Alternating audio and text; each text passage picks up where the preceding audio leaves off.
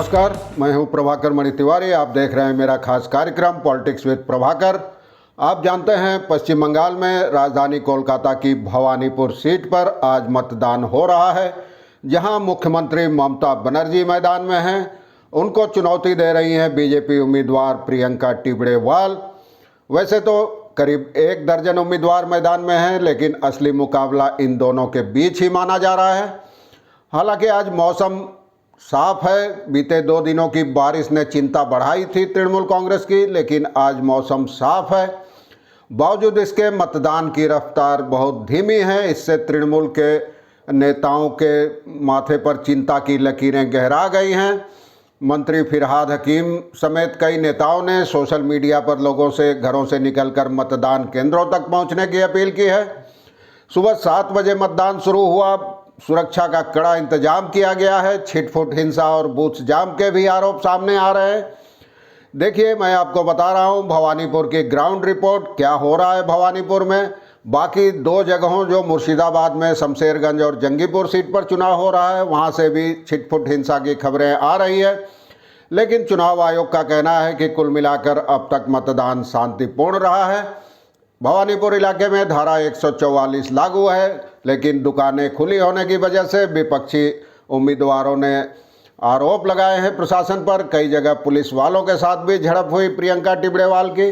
देखिए पूरी रिपोर्ट। जैसे तो इस चैनल को सब्सक्राइब करें और मित्रों परिजनों के साथ शेयर करने के साथ ही घंटी का बटन भी दबा दें, ताकि आपको मेरे कार्यक्रमों की समय रहते सूचना मिल सके।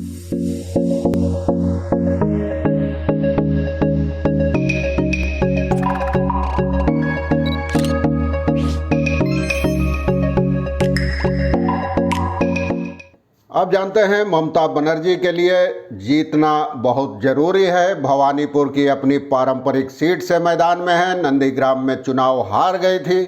2011 और 2016 में यहां से जीती थी। आखिरी बार 2016 के विधानसभा चुनाव में उन्होंने करीब 25,000 वोटों से लेफ्ट और कांग्रेस के साझा उम्मीदवार दीपा दास मुंशी को हराया था। अभी जो अप्रैल मई में विधानसभा चुनाव हुए, इसमें पार्टी के उम्मीदवार शोभन देव चट्टोपाध्याय करीब 29,000 वोटों से जीते थे। और अब ममता बनर्जी और तृणमूल कांग्रेस का लक्ष्य है इस अंतर को अधिक से अधिक बढ़ाना।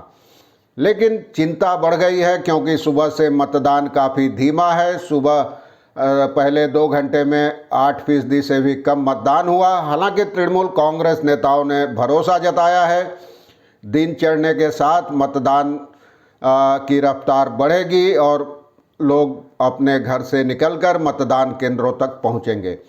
आप जानते हैं इस उपचुनाव के लिए भारी सुरक्षा व्यवस्था की गई है। करीब 300 मतदान केंद्र हैं। हर मतदान केंद्र पर माइक्रो ऑब्जर्वर तैनात किए गए हैं। इसके साथ ही करीब 3,500 केंद्रीय बलों के जवान हैं। 1,000 से ज़्यादा राज्य पुलिस के जवान हैं। ममता बनर्जी शाम 4 बजे मित्र इंस्टीट्यूशन में बने मतदान केंद्र में अपना वोट डालने जाएंगी। उनके भतीजे अभिषेक बनर्जी भी इसी चुनाव क्षेत्र के वोटर हैं। वो भी करीब 2 बजे जाएंगे मतदान देने। शोभन देव चट्टोपाध्याय ने अभी कुछ देर पहले अपना वोट डाला है। वही जीते थे पिछली बार। तो अभी और कई दिलचस्प चीज़ें भी देखने को मिल रही है। मंत्री फिरहाद हकीम ने सीपीएम के कैंप में जाकर वहां बैठकर चाय पी और गप मारा उन्होंने, और पत्रकारों से कहा कि श्रीजीव विश्वास जो सीपीएम उम्मीदवार हैं वो तो मोहल्ले के लड़के हैं, यहाँ कोई राजनीति नहीं है, हमारे आपस में कोई झगड़ा नहीं है। उनका कहना था कि बीजेपी का तो इलाके में कोई संगठन ही नहीं है। और सुबह 10:30 बजे उन्होंने अपने ट्वीट में भवानीपुर के लोगों से विकास के लिए अधिक से अधिक तादाद में मतदान केंद्रों तक पहुंचकर अपने मताधिकार का इस्तेमाल करने की अपील की। और वहां एक ढाबा खुला हुआ था, तो वहां भीड़ जुट रही थी, तो उसके बाद ढाबे को बंद कर दिया गया। और मतदान के दौरान कोरोना की पाबंदियों, कोरोना के नियमों का भी पालन किया जा रहा है। तमाम वोटरों की थर्मल जांच की जा रही है, स्कैनिंग की जा रही है। आप तस्वीरें भी देख पा रहे हैं। और सुबह 9 बजे तक जैसा कि मैंने आपको बताया 7.57% ही वोट पड़े थे, जो बहुत कम थे।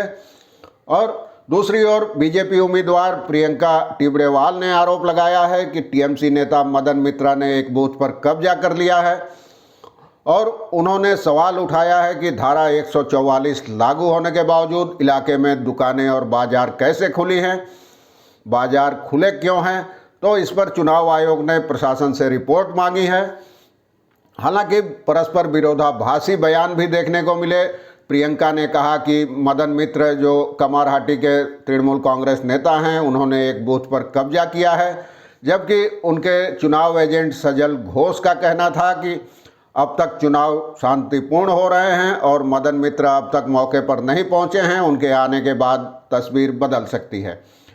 आपको मैंने बताया मुख्यमंत्री ममता बनर्जी जो इसी इलाके की वोटर हैं, शाम 4 बजे वोट देने जाएंगे। और श्रीजीव विश्वास जो सीपीएम के वोटर हैं, उनका कहना था कि बीजेपी ने जहां धारा 144 के बावजूद दुकान पाट खुलने पर आपत्ति जताई है, वहीं सीपीएम उम्मीदवार श्रीजीव विश्वास ने कहा दुकानें खुलने से दिक्कत नहीं है, क्योंकि ये आम लोगों की रोजी रोटी का मामला है, बंद होने पे सबको परेशानी होगी, इसलिए यह देखना होगा कि कहीं मतदान पर इसका कोई असर नहीं पड़े। और भवानीपुर में ही पुलिस के साथ बीजेपी उम्मीदवार की झड़प भी हुई, बहस भी हुई।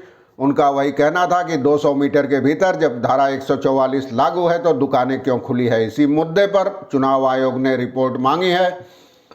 इस बीच चुनाव आयोग के एक अधिकारी ने बताया कि भवानीपुर में हर बूथ पर शांतिपूर्ण तरीके से मतदान हो रहा है। हर बूथ में सीसीटीवी कैमरे लगाए गए हैं, माइक्रो ऑब्जर्वर हैं और भारी तादाद में केंद्रीय और राज्य पुलिस के जवान वहां तैनात हैं। और चुनाव अब तक निर्विघ्न है, कहीं से किसी बड़ी घटना की खबर नहीं मिल रही है। पुलिस ऑब्जर्वर भी लगातार घूम रहे हैं, मतदान केंद्रों पर घूम रहे हैं। इसके अलावा तृणमूल कांग्रेस के कार्यकर्ता भी घूम रहे हैं हर जगह। और प्रियंका टिबड़ेवाल सुबह सुबह मित्रा इंस्टीट्यूशन में बने मतदान केंद्र पर गई थी, यही ममता बनर्जी का वोट है। उन्होंने 126 नंबर बूथ में बूथ कैप्चरिंग और धांधली, चुनावी धांधली का आरोप लगाया है, लेकिन आयोग ने उनके आरोप को खारिज कर दिया है। आयोग का कहना है कि मॉक पोल के कारण उस मतदान केंद्र में मतदान कुछ देर से शुरू हुआ है, लेकिन कहीं कोई ईवीएम की परेशानी नहीं हुई है और ऐसी समस्या कुछ नहीं हुई है। सवेरे 7 बजे मतदान शुरू हुआ, सुबह सुबह ही वोटरों की कतारें लगी थी कुछ मतदान केंद्रों पर। दोपहर में और आमतौर पर शहरी इलाकों में दोपहर बाद मतदान की रफ्तार बढ़ती है। और इस चुनाव पर ममता बनर्जी के मुख्यमंत्री बने रहने और या नहीं बने रहने का फैसला होगा इस उपचुनाव से। तृणमूल कांग्रेस नेताओं का दावा है कि ममता की जीत में तो कोई संदेह नहीं है, हमारा लक्ष्य वोटों के अंतर को, जीत के अंतर को बढ़ाना है और यहाँ से एक केंद्र को और बीजेपी को संदेश देना है कि अब हमारा अगला निशाना 2024 का लोकसभा चुनाव है और हमारी निगाहें दिल्ली की गद्दी पर हैं। शाम को आप मेरी पूरी रिपोर्ट देखना मत भूलिएगा। पूरे दिन क्या हुआ मैं आपको बताऊंगा। एक बार फिर आपसे अनुरोध की रिपोर्ट जचे तो चैनल को सब्सक्राइब करें और घंटी का निशान भी दबा दें। आज के लिए बस इतना ही फिलहाल। धन्यवाद, नमस्कार।